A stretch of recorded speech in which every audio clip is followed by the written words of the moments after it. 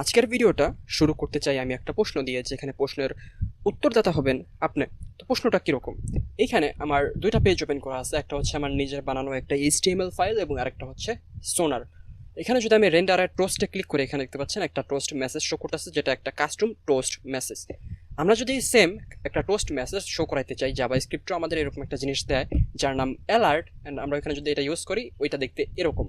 তো আমি চাই এইটাকে এই সোনারের মতো কিছু একটা তৈরি করতে। আপনিও কি চান? যদি আপনি চেয়ে থাকেন তাহলে এই ভিডিওটা শেষ পর্যন্ত কমপ্লিট করতে হবে।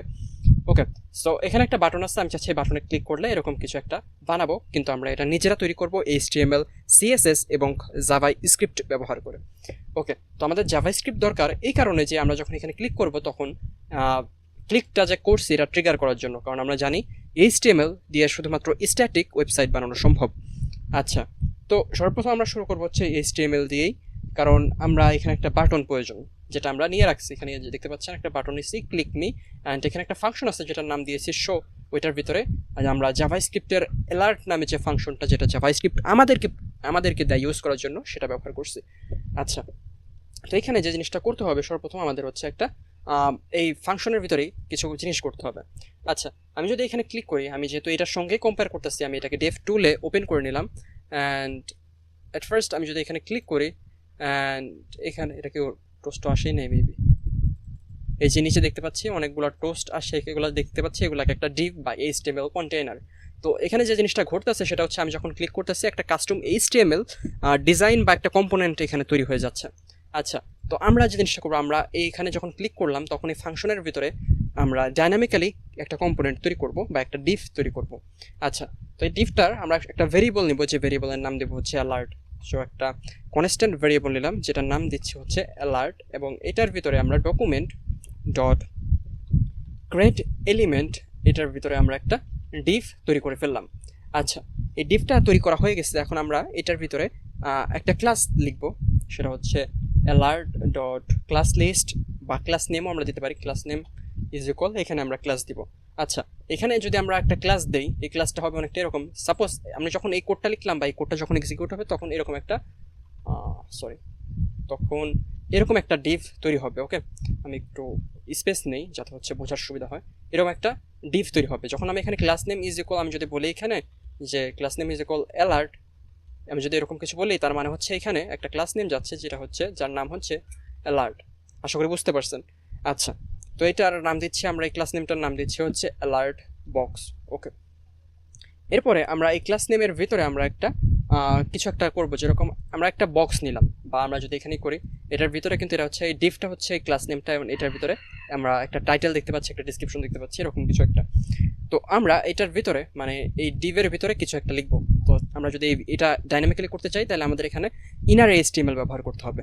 তো alert dot inner HTML, and আমরা ইনার HTMLটা এখানে লিখতে পারি এরকমভাবে। তো আমরা এখানে HTML লিখবো, একটা ডিভ নিলাম। ওকে, তো এখানে একটা ডিভ নিলাম, অ্যান্ড এই ডিভটাকে আমরা ক্লোজ করে দিলাম। অ্যান্ড এই ডিভের ভিতরে আমরা যে জিনিসটা করবো, আমরা একটা ক্লাস নেম নিব, ক্লাস। ওকে, অ্যান্ড এইটার ভিতরে আমরা এটা দিব, এটা একটা ক্লাস দিব হচ্ছে ক্লাস টাইটেল।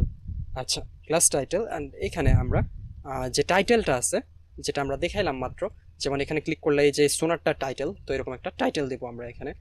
তো এই টাইটেলটা হবে অনেকটা এরকম, যে হচ্ছে টাইটেল। তো আপাতত আমাদের কাছে কোনো টাইটেল নাই, যে জিনিসটা আমরা এখানে একটা নিতে পারি, কনস্ট্যান্ট একটা টাইটেল নামে একটা ভেরিয়েবল ডিক্লেয়ার করতে পারি, টাইটেল। ওকে, আমরা টাইটেল নামে একটা ভেরিয়েবল ডিক্লেয়ার করছি, যে টাইটেলের ভিতরে ভেরিয়েবলের ভিতরে আসলে যে ডাটাটা কন্টেন্ট করতেছে ওইটার নামও টাইটেল। যাই হোক, বিষয়টা মজার। অ্যান্ড একটা মেসেজ নিব আমরা, এটার ভিতরে আরেকটা ডিভ নিব, এই ডিভের ভিতরে থাকবে হচ্ছে একটা মেসেজ।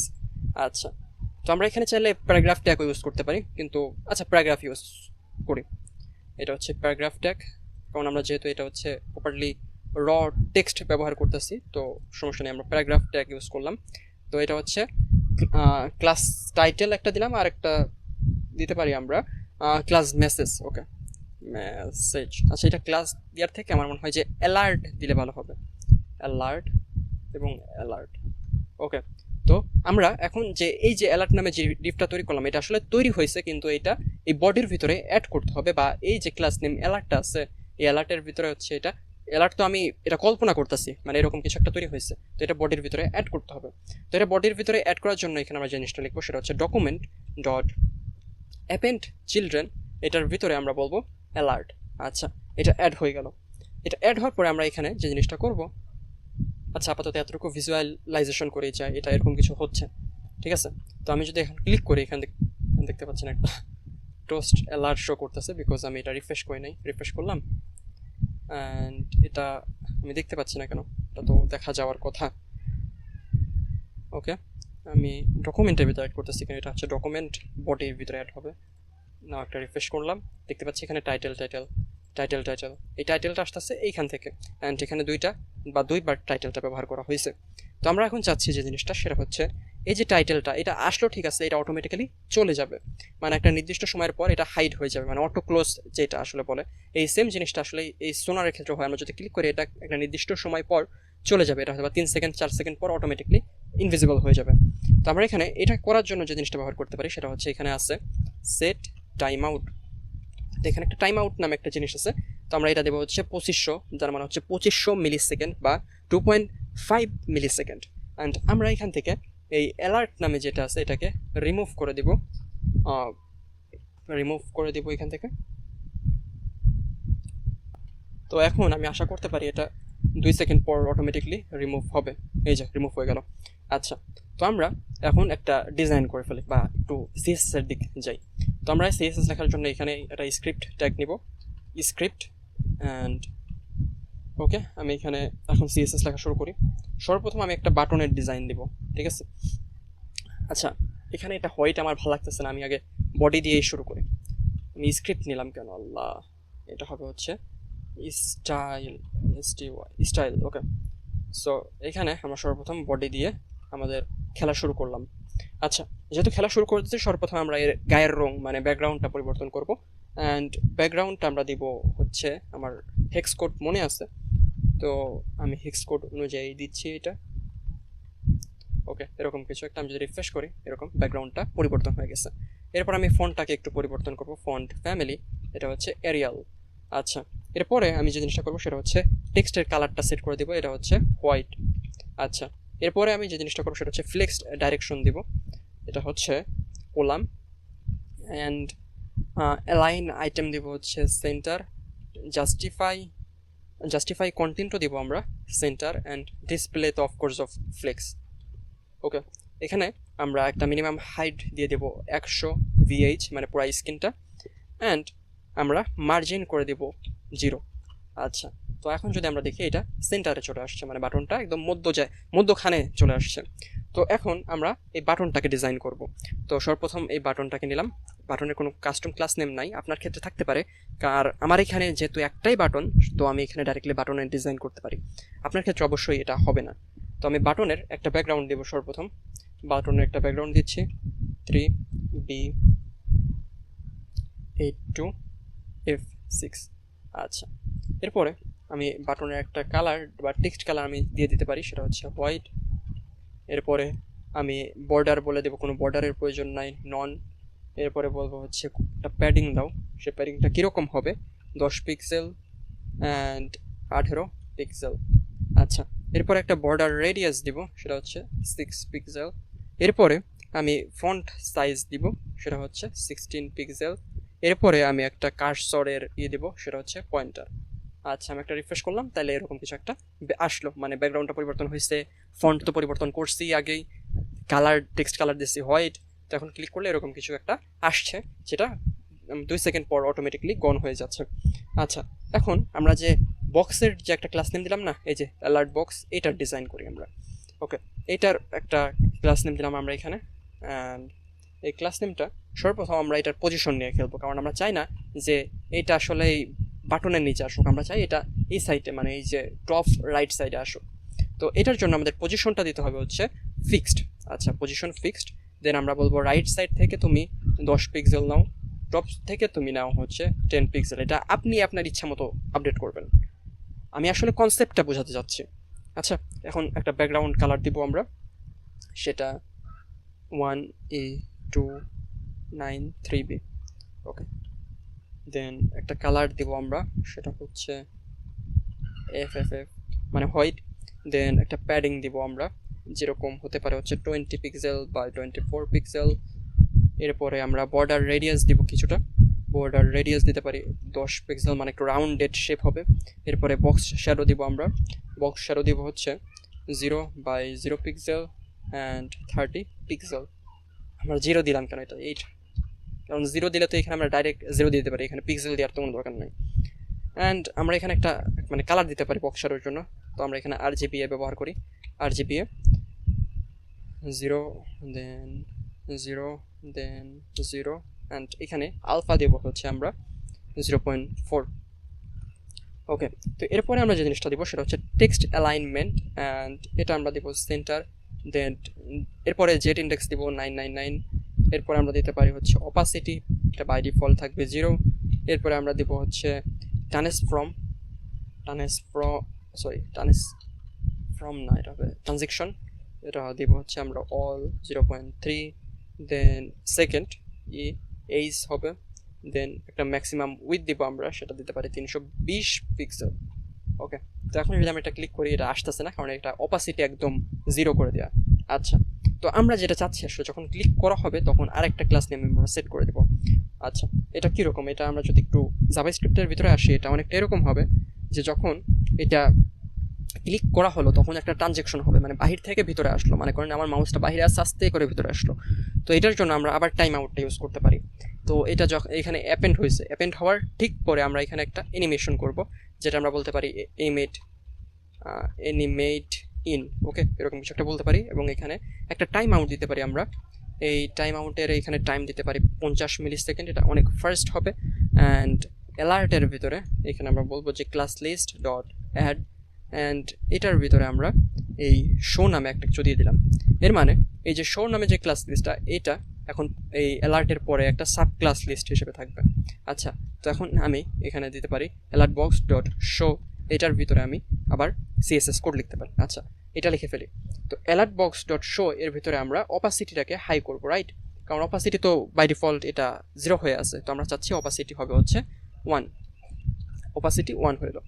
দেন আমরা একটা যেহেতু অ্যানিমেশন ইউজ করবো তো ট্রান্সফর্ম ইউজ করতে হবে, এখানে ট্রান্সফর্ম বলবো স্কেল করো তুমি 1। আচ্ছা, তো এরপরে আমরা যে জিনিসটা চাচ্ছি যে ঠিক যখন এটা রিমুভ হয়ে যাচ্ছে অ্যালার্ট থেকে, তার আগে আমরা এইখানে মানে অ্যানিমেশনটা যখন হয়ে গেল তখন এইখানে আমরা এটা এই ক্লাস লিস্টটাকে রিমুভ করে দিব, সিম্পলি রিমুভ করে দিব এখান থেকে। তো এখন যদি এখানে ক্লিক করি দেখতে পাচ্ছি এখানে কিছু একটা আসলো অ্যান্ড রিমুভ হয়ে গেল। আবার যদি ক্লিক করি মানে একদম ধাপ করে চলে আসতেছে না, উপর থেকে নিচে আসতেছে, এরকম কিছু একটা মনে হচ্ছে এরকম। আচ্ছা, এখন মূলত আমার এটা জুম করা আছে অনেক, এই কারণে এত বড় দেখাচ্ছে, আমি যদি ছোটো করি এটা অনেক ছোটো হয়ে যাবে। আচ্ছা, তো আমি চাচ্ছি যে টাইটেল এবং ডিসক্রিপশন যে দুইটা আছে এটা হচ্ছে আর্গুমেন্ট হিসেবে নেবে, তো আমি এখানে দিতে পারি টাইটেল এবং আরেকটা নেব হচ্ছে মেসেজ। ঠিক আছে, তো আমি এখানে টাইটেল নেব অ্যান্ড এখানে মেসেজ। ঠিক আছে, তো আমি এখন এখানে দুইটা জিনিস দিতে হবে, একটা হচ্ছে টাইটেল কাস্টম টাইটেল, আর আমরা দিতে পারি আমাদের চ্যানেলের নাম Siam Sheikh HTML plus CSS plus JavaScript. Okay, তো আমরা একটা রিফ্রেশ দিলাম অ্যান্ড এখানে ক্লিক করলাম, দেখতে পাচ্ছি Siam Sheikh HTML CSS plus JavaScript. এখন আমরা চাচ্ছি যে এই যে টেক্সট দুইটা আছে এই টেক্সট দুইটারে ডিজাইন করতে। ওকে, তো এটা ডিজাইন বলতে আমরা এখানে কিন্তু একটা ক্লাস নেম দিয়েছি, এই যে প্যারাগ্রাফটাকে এটার ভিতরে একটা ক্লাস নেম আছে, এইখানে এটার ভিতরে ক্লাস নেম আছে। তো আমরা এখানে আসবো, এখানে একটা ক্লাস নেম দিব, সেটা হচ্ছে অ্যালার্টের ভিতরে বলবো হচ্ছে টাইটেল, অ্যান্ড এই টাইটেলের ভিতরে আমরা একটা ফন্ট সাইজ সেট করব। এই যে ফন্ট সাইজটা হবে হচ্ছে 18 pixel, and then font weight দিব, ফন্ট ওয়েট যেটা আমি দিব হচ্ছে 600, যেটা সেমি বোল্ট আমরা বলি ওইটা হবে। দেন মার্জিন বলবো হচ্ছে তুমি বটম করো, মার্জিন বটম মানে উপরটা থেকে নিচেরটা একটু মার্জিন দাও 6 পিক্সেল। এরপরে আমরা একটা টেক্সটের কালার সেট করব, সেটা হবে হচ্ছে 60, দেন A5 FA এরকম কিছু একটা। আচ্ছা, তো আমরা যদি দেখার চেষ্টা করি, আমরা এখানে ক্লিক করলাম, এটা কিন্তু কালার পরিবর্তন হয়েছে। এরপরে আমরা যে জিনিসটা করব সেটা হচ্ছে অ্যালার্ট, এটা হচ্ছে মেসেজ। ওকে, অ্যালার্ট মেসেজের ভিতরে আমরা ফন্ট সাইজ দিব 14 পিক্সেল, অ্যান্ড এরপরে আমরা একটা কালার দিব, সে কালারটা হবে অনেকটা এরকম E2E8F0। ওকে, তো আমরা এখন ক্লিক করলাম, দেখতে পাচ্ছি এরকম কিছু, কিন্তু এই টেক্সটটা সেন্টারে আছে। এটা সেন্টারে আছে কারণ আমরা বডিতে এখানে বলে দিচ্ছি এটা হচ্ছে ফ্লেক্স আইটেম সেন্টার হবে, যার কারণে সেন্টারে আছে। তো আপনি যদি চান যে এটা সেন্টারে রাখবেন না, তাহলে জাস্ট সিম্পলি এখানে আসবেন, এখানে এসে এখানে বলবেন যে ভাই ডিসপ্লে তুমি হচ্ছে ফ্লেক্স, অ্যান্ড তোমার ভিতরে যে লাইন আইটেমগুলো আছে সেগুলো সব হচ্ছে স্টার্ট। তো এখন আমি যদি একটা রিফ্রেশ দিই, এটা হয় নাই। ওকে, দেন জাস্টিফাই কন্টেন্ট তুমিও হচ্ছে স্টার্ট, আশা করি এবার হবে, না হলে এই যে এরকম কিছু একটা হলো। দেন ফ্লেক্স দিতে হবে ডাইরেকশন, ফ্লেক্স ডাইরেকশন হচ্ছে কোলাম। দেন দেখি এটা কিন্তু এখানে স্টার্ট থেকে হচ্ছে আছে, এখানে প্যাডিংটা অনেক বেশি হয়ে গেছে না? তো প্যাডিংটা যদি কমাতে চাই উপর নিচ, মানে আমি চাচ্ছি উপর নিচে হবে হচ্ছে 10, ঠিক আছে, এরকম উপর নিচ কি 10 আসলেই হয়েছে, আমি আসলে বুঝতে পারতেছি না। ওকে, 0 দেওয়ার পরে এটা একটু বেটার লাগতেছে আগের থেকে। অ্যান্ড এখানে এই পেডিংটা আমরা একটু কমায় দিতে পারি, যেরকম শুধুমাত্র 10। এখন যদি দেখি এরকম কিছু একটা ঘটলো, তো এটা আপনি আপনার নিজের মতো করে এটা ডিজাইন করে নিতে পারেন। আমি জাস্ট কনসেপ্টটা বুঝাইতে চাইছি, অ্যান্ড আই থিঙ্ক আমি সাকসেসফুলি বুঝাইতে পারছি যে কীভাবে এই জিনিসগুলো কাজ করে। এখন আপনি নিজেও যদি একটু ডিজাইন পারেন, সিএসএস পারেন, সোনার থেকে ভালোভাবে কিছু একটা তৈরি করে ফেলতে পারবেন। তো বিষয়টা হচ্ছে কনসেপ্ট দেখানোর ইচ্ছা ছিল, যেটা আমি আশা করি আমি সাকসেসফুলি দেখাতে পারছি।